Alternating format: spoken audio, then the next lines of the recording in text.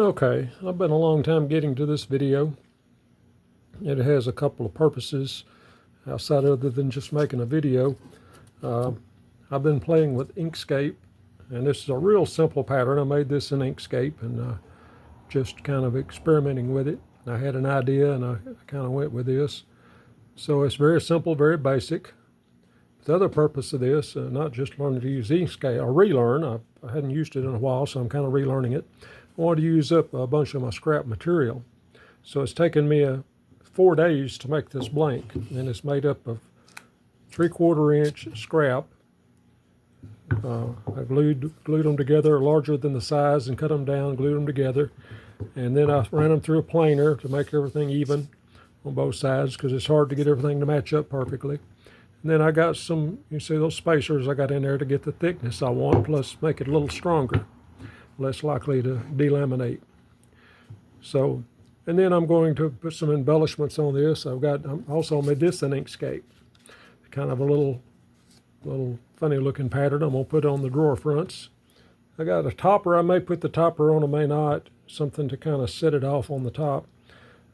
Depends on how it looks when I get there. You don't always know until you actually get it cut out and look at it and realize you don't need something or you do need something else. Anyway, I've got a pattern for something to use there. I may or may not use it.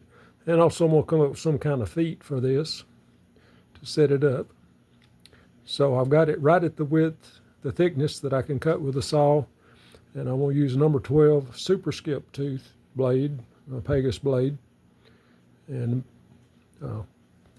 cut the outline first. I'll also put a backing plate on it. I don't have that mounted on that. I'll just cut that separately. It's a pretty simple cut.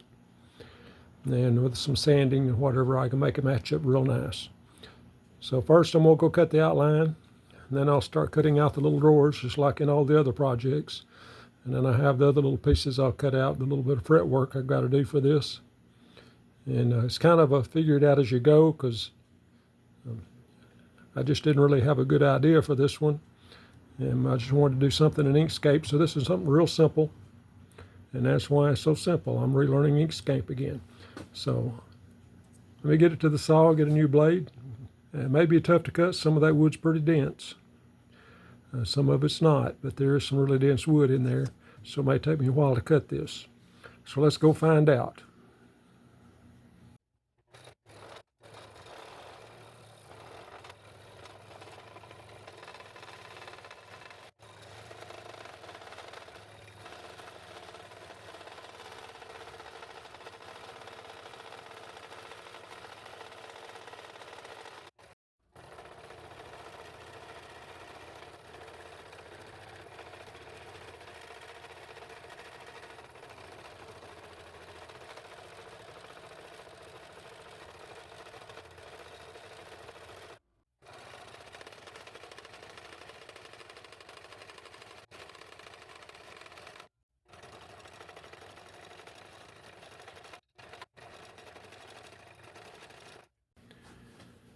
Okay, I just want to stop and take a look at this. I got this outside cut made.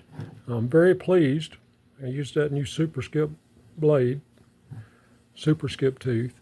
I'm very pleased. Like that corner right there, that's Wingay, that's oak, I believe that's cherry. But these are two very dense woods, and it made a very nice cut around there. And I did this whole cut with 2 blades. I changed blades halfway around.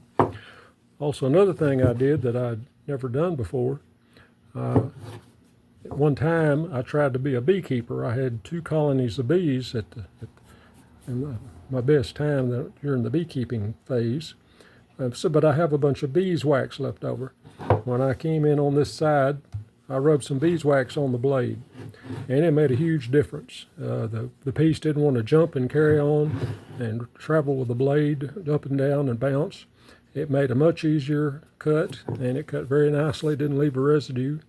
So I'm pleased with those 2 turns of events. I really like that Super Skip Tooth blade for these thick, hard cuts. It did a very nice job.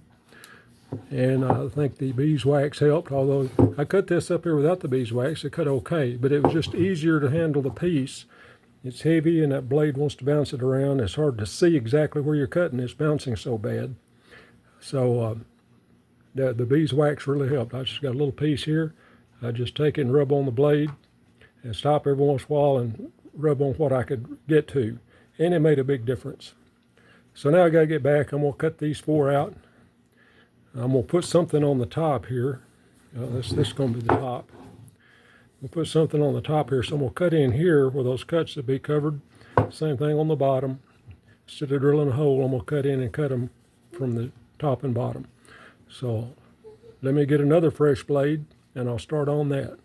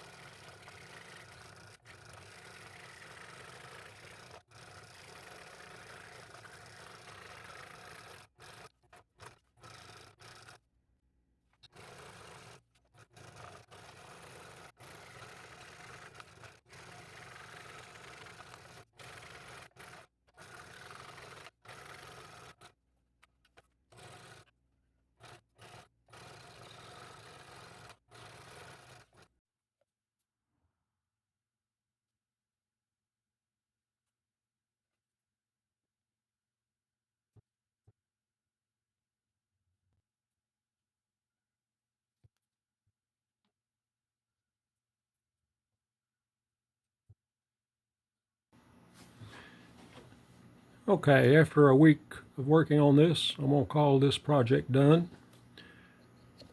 Got the 4 drawers. They all work real nicely. made out of scrap. That's all hardwood except the two little thin strips in there. That's some sort of a soft, almost balsa-like wood. Most of this is like walnut, and you got some maple and oak, mahogany. There's some wenge in there, some more maple, some more walnut, and some more mahogany, and there's some cherry in there too. It's just little pieces, square pieces of wood that I had.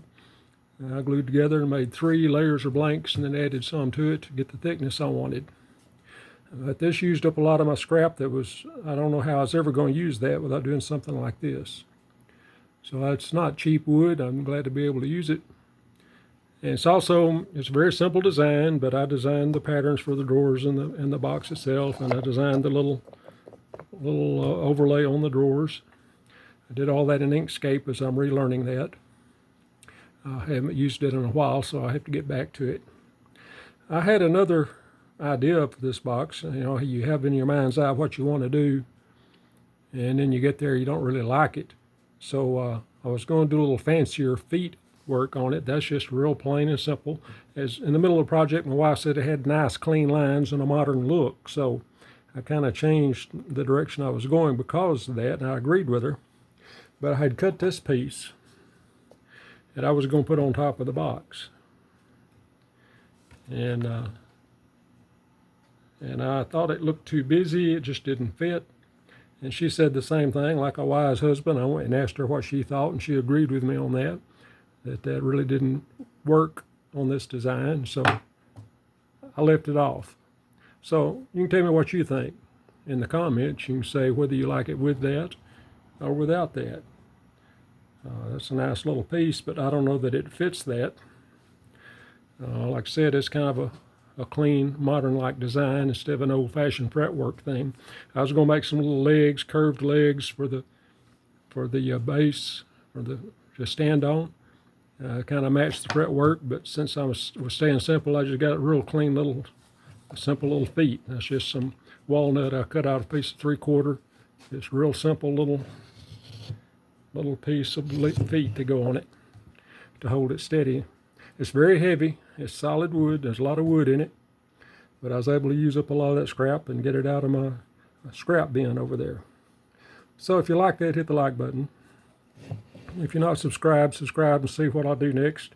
Again, at this point, I don't know what I'm going to do next. It took me a week to put this together. So I've got some ideas, but I'll work on that in the next few days, see what I can come up with. So thanks for watching. I hope to see you in the next video.